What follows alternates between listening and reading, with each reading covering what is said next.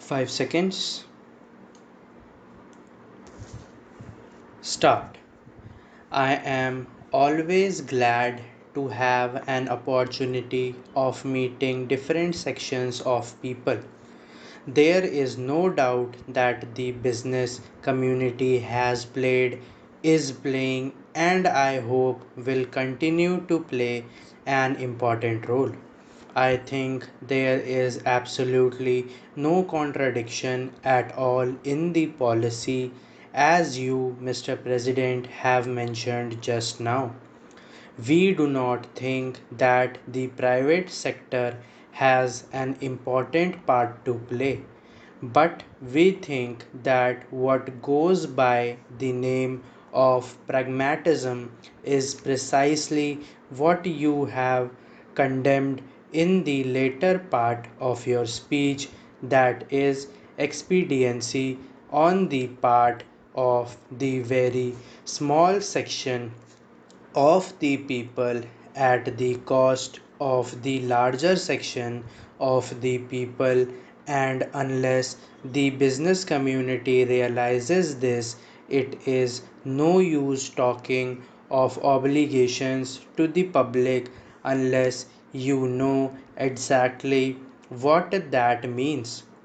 It is no use talking about pragmatism unless you know where in the interest of the country lies. It is no use talking even about desirability of production unless we know production for what. Do we want to produce for the sake of producing, or do we want to produce so that the standard of living of the poorest of our people can be raised? You began and even ended on a pessimistic note. I beg to differ with you. I think there is a buoyancy in the country, in the economic field, in the political field, and in the social field. I think never has India at any time since independence been better poised for advance and for going ahead at a faster rate than it is today. There are many difficulties in our way. May I ask you, are these labor problems, racial problems, the world? Is the law and order problem confined or unique to India? Is it not forced by the United States of America or by any other country which you choose to pick out on the map of the world? Let us be realistic when we are facing these problems. The business community has first of all to learn not to run down the nation. You have condemned for running down the private sector.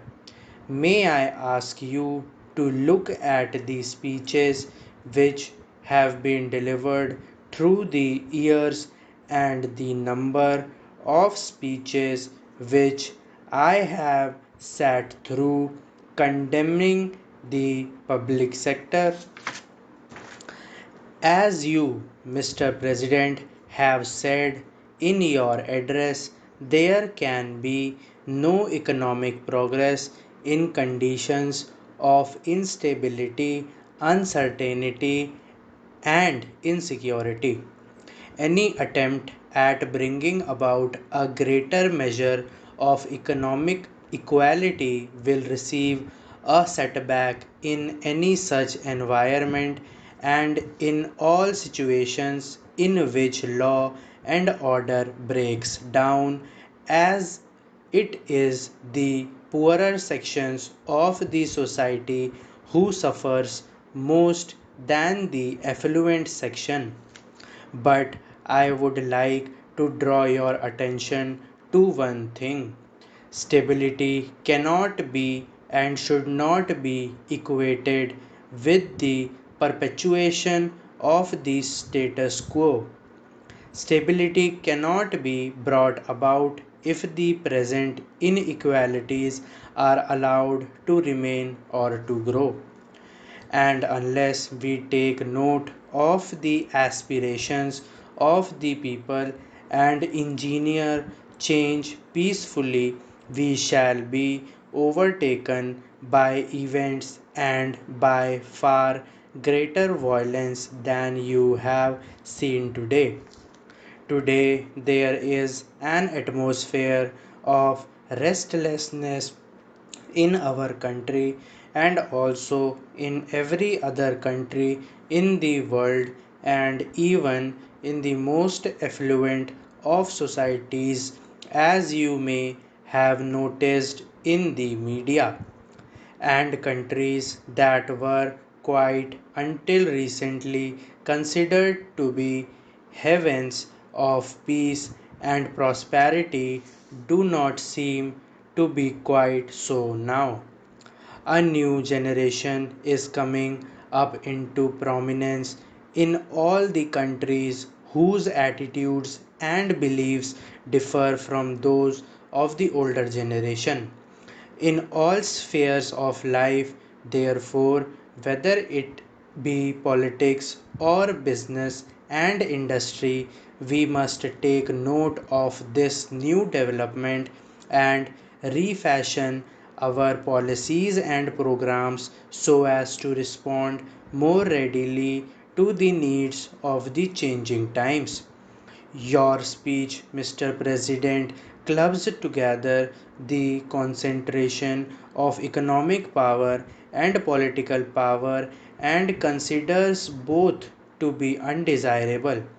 Now, there are adequate safeguards in our political setup against the concentration of political power. Our federal system, with its allocation of powers as between the center and the states, is by itself a corrective against any trend towards the concentration of political power. We have now the phenomenon of different political parties holding power in different states, and in the national sphere also we have a powerful opposition subjecting every move of the government to the closest and most critical scrutiny. But businessmen should ask themselves frankly whether there are similar correctives against abuses flowing from the concentration of economic power. What action has been taken in our country to build up active organizations of shareholders, consumers, and small businessmen? In absence of organizations of this nature exercising a countervailing influence against the concentration of economic power, government had to step in, whether it is the nationalization of banks or to monopolizes legislation which is now on the anvil.